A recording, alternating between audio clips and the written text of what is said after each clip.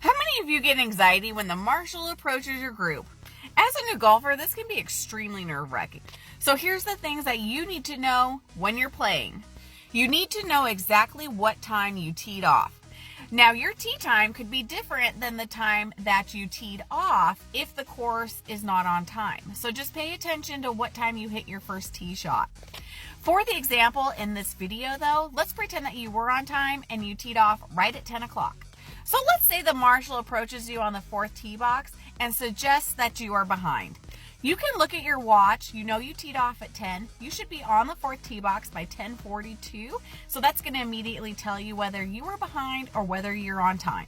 So one thing that I often see is if there is a hole in the tee time. So for example, if a group teed off at 9:44 a.m., but a group did not tee off at 9:52, and then you teed off at 10, and then another group teed off at 10:08, to that 10:08 group, it could appear that there is a gap in front of your group, right? So it could look like you are a hole or a half a hole behind, when in reality there was no group there, so you are right on time. So for example, that group behind you might tell the marshal, well, they're a half a hole behind. Can you get him to speed up?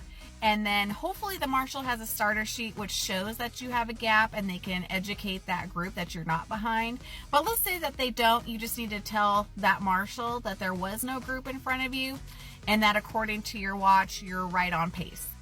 If you have a group though that's pushing you and they're just being rude, go ahead and just let them play through.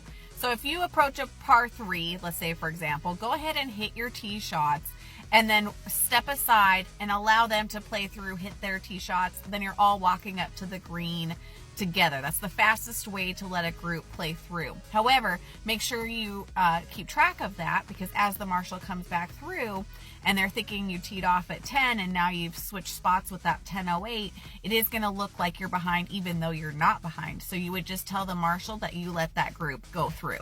So in general, if you guys are teeing off and there's 8-minute gaps between each group, you do need to stay a half a hole behind each group, right? We never want to be hitting into a group because that could be really dangerous and we don't want to hurt anybody, but you should be right behind them. If you find that your group is an entire hole behind, you need to pick up the pace.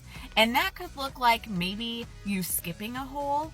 That could maybe look like your friends are helping you find your ball. They're helping you rake bunkers. You're walking faster, talking less. Maybe you're not pulling the flag. There are tons of things that you guys can do to pick up that pace until you catch up.